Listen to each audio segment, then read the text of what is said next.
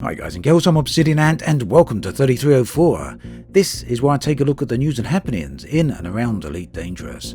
This week, Frontier discussed the new upcoming scenarios. A segment of the community is a bit unsure about infinite probes for exploration, and the Hutton truckers are about to do an epic mountain climb. New scenarios are one of the things coming to Elite with Chapter 4. However, up until now, the available information has never been particularly clear on precisely what these scenarios actually are. Well, last week, gaming website PCGamesN released an article explaining some of this. In short, the new scenarios are interactive events that occur within the game, not too unlike Guild Wars 2 Living World system. PCGamesN spoke about a megaship scenario, where the player, when arriving at the megaship, received an emergency broadcast asking for assistance. Now it's worth at this point pointing out that the entire scenario is also voice acted. The player was given the opportunity to assist the megaship, but declined to do so in this case. Soon enough, pirates arrived welcoming the player to assault the megaship and informing the player to use their scanners to find weak points on the ship. Together, the pirates and the player then proceeded to take the megaship down. Now what's really interesting here is that the event can play out in a number of different ways. For example, the pirates might not win, or alternatively, the player could have chosen to assist the megaship. Once the objective has been completed, the game then informs the player of the repercussions of these events and how it will impact the local factions. It's another layer added on top of the existing background sim, and one that is reactive. It's not just a case that the players will be better informed of what is going on within a system, but also that the events will unfold based on what the system's state is. Also, players will get a much more visible feedback on the consequences of their actions. Now this week, in the second official live stream for Chapter 4, Frontier will be demonstrating these new scenarios and will also be discussing changes to the background simulation. For me, the new scenarios are one of the most interesting changes coming in Chapter 4, and I'm going to say right now that I've seen it in action and it's very nice, so do make sure to check it out on Thursday. Chapter 4 has a lot of awesome changes. The new exploration system is at the top of the list for a lot of people. However, that said, the new planetary mapping system is causing some concern for a small segment of the community. The issue appears to pivot on the fact that Frontier have decided to make the probes for scanning the planetary surface an infinite resource. Now I do want to keep in mind here, be very clear that when you jump into a system you can use the new analysis mode, and when you zoom in on planets and get the resolve the details there, you'll essentially have done a detailed surface scan. So as it stands in the new system, in the new update, you won't even need to move from the point of entry into a system to do a detailed surface scan of all the planets in that system.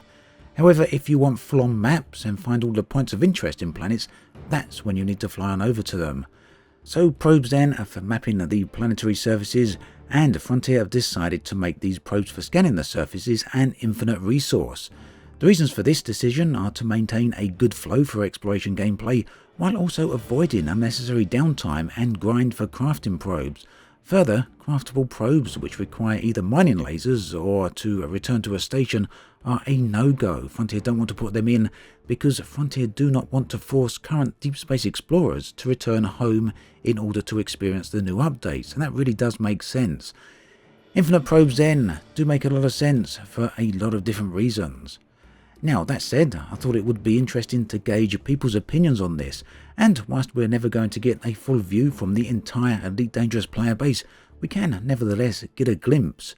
With this in mind, I posted a poll to the community section of my YouTube channel asking people their thoughts on infinite probes, and here's the results as they currently stand. The vast majority of responders are not opposed to infinite probes, with a significant portion of them also desiring craftable additional probes as an option. Only around 11% of those who responded appear to be opposed to infinite probes. These results then would suggest that Frontier's decision on infinite probes is not an issue for a significant segment of the community.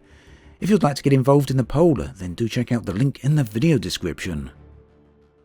On the 11th of November, a group of Hutton truckers will be climbing Mount Teide, an over 3,700 metre volcano in Tenerife.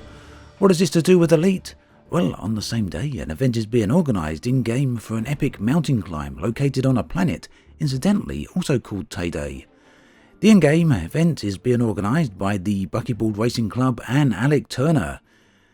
The Truckers Up Teide event is being run for charity, focusing on special effect as well as hearing dogs. All the details for the event are located through the link in the video description.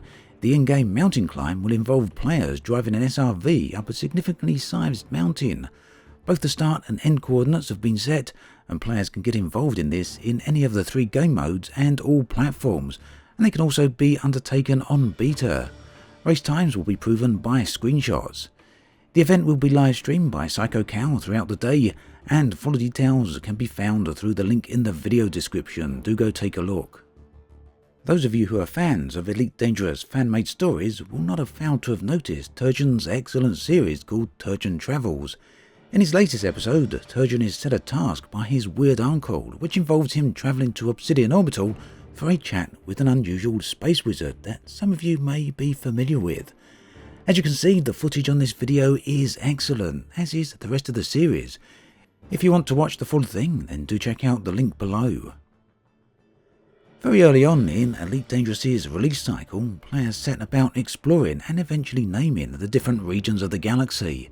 These names have come from a variety of different community sources, but many of them were collated into a wonderful galaxy map by Corbin Moran. You can see this on the screen right now, but it is also available in an interactive form on the Galactic Mapping Project website. With Chapter 4, Frontier will also be dividing the galaxy into regions, 42 of them in fact.